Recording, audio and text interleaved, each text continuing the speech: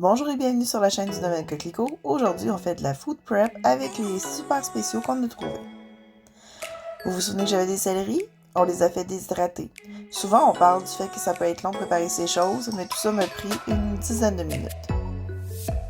J'ai pris soin de garder les trognons pour faire du bouillon. Je mets tout ça au congélateur et je les prends quand c'est prêt. On a aussi séparé notre bacon de dos. Ça nous a fait 8 paquets à 1,87$ chaque. On a préparé nos fleurets qu'on va congeler de brocoli. Et avec les pieds, on a l'intention de faire une soupe, que je vais d'ailleurs vous montrer. On a fait cuire vapeur les fleurets pendant quelques minutes, environ 2 minutes, tout en préparant les pieds. Pour faire notre soupe, on avait besoin de poireaux. Ce qui est pratique quand on déshydrate des choses, c'est que j'en avais à portée de la main. J'ai aussi coupé le reste de mes légumes. Je vais vous donner les quantités en commentaire.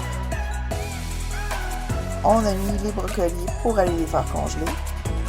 Ensuite, on a préparé tous nos ingrédients. J'aime bien cuisiner comme ça, ben, j'ai pas à me courir et à trouver ce qui manque. Même chose pour mes épices, tout était prêt. On a été chercher nos bouillons, évidemment, bouillon qu'on avait canné au préalable. Donc, pour faire la recette, on met de l'huile d'olive. Je me rends compte que ma bouteille est presque vide, mais je vais essayer de commencer avec ça. Au final, l'huile d'olive, c'est à peu près gros maximum un quart de tasse pour les légumes qu'on a. Mais je vais le préciser en commentaire, comme je disais tantôt. Donc, on met de l'huile d'olive, on met tous nos légumes. Même si nos légumes sont déshydratés, on les met quand même, mais on les fait pas réhydrater avant parce que le jus des autres légumes qui sont quand même humectés va faire en sorte que ça colle pas. C'est sûr que c'est plus de précision, faut faire plus attention pour pas que ça colle, mais c'est faisable. Je mets aussi les épices. Je mets aussi une pincée de sel, environ l'équivalent d'une cuillère à thé. Je brasse comme il faut pour être sûr que ça colle, comme je précisais tantôt.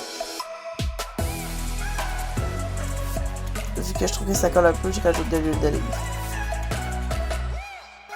Je continue de faire cuire comme ça pendant 15 à 20 minutes jusqu'à temps que mes légumes soient bien tendres. Un coup que ça c'est fait, je rajoute un quart de tasse de vin. Ça va comme déglacer le fond. Puis en plus, ça va donner un bon petit goût. Je fais cuire encore pendant 2 minutes. Un coup que ça c'est fait, je rajoute le bouillon. Je brasse encore. Souvent, les petits légumes déshydratés vont avoir tendance à vouloir comme coller sur les parois, donc j'ai brassé comme il faut.